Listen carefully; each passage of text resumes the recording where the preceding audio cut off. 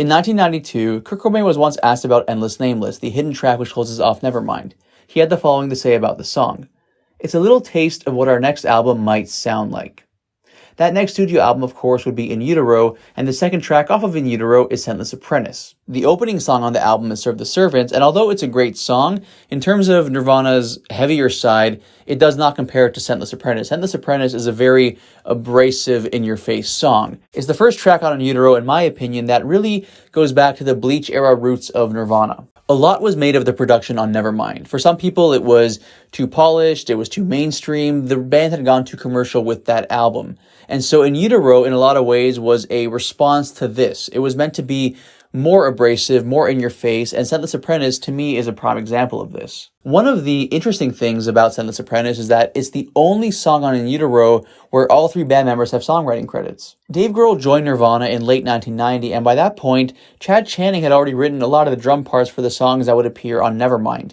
In Utero would be the first and last time there would be a full studio record where Dave Grohl wrote all the drum parts for a Nirvana record. And arguably, the most distinctive drum beat on all the songs on In Utero is the opening beat on Scentless Apprentice.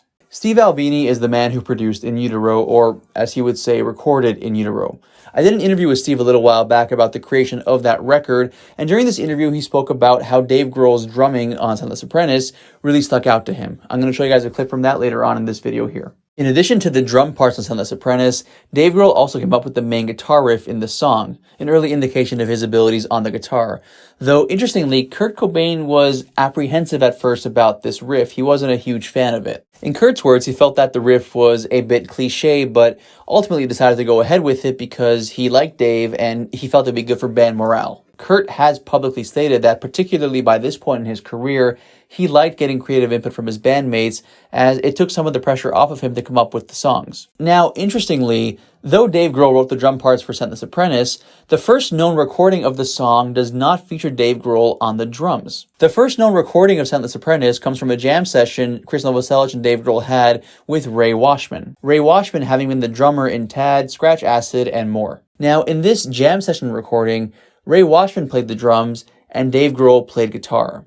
In 2019, Ray Washman recalled the following. Dave was obviously new to guitar, but had some songs he wanted to try out with a band. I had just quit playing in Tad, and Dave asked me to come over and jam. I had never met Dave or Kurt and Krist, even though I had heard Kurt was a fan of a band I used to be in, Scratch Acid. The jam was very low-key, but I had to play Dave's drums the way he had set them up for himself. Krist showed up, and fun was had by all. Later that night, we went to go see Guns N' Roses at the Kingdom, Seattle's old sporting and concert stadium. In addition to this instrumental demo of Scentless Apprentice featuring Ray Washman, there is a demo of the song with Kurt Cobain.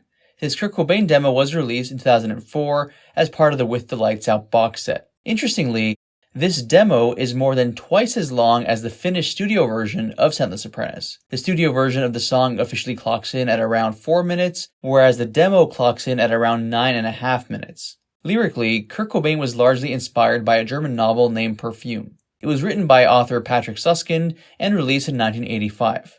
Spoiler alert, the book essentially is about an orphan who has a very strong sense of smell and eventually ends up doing some very dark things in order to create specific types of perfumes. As is the case with many of Nirvana's songs, with Scentless Apprentice, Kurt Cobain took inspiration lyrically from very dark subject matter. The first time the band performed the song live was in Rio de Janeiro, Brazil on January 23, 1993, just a few weeks before the In Utero sessions took place from February 12 to 26, 1993 with producer Steve Albini. The song would not be released as a single, though Kurt Cobain had publicly stated he wanted Scentless Apprentice to be the second single off of In Utero. In any case, it remains one of the standout tracks on the album for a variety of different reasons. Now, in addition to these early recordings and the studio version of Scentless Apprentice, a live version of the song was also released. Nirvana's rendition of Scentless Apprentice from their December 13, 1993 show in Seattle was released on From the Muddy Banks of the Wishkah in 96, Live and Loud in 2013, and the In Utero Super Deluxe in 2013 as well. In Steve Albini's view,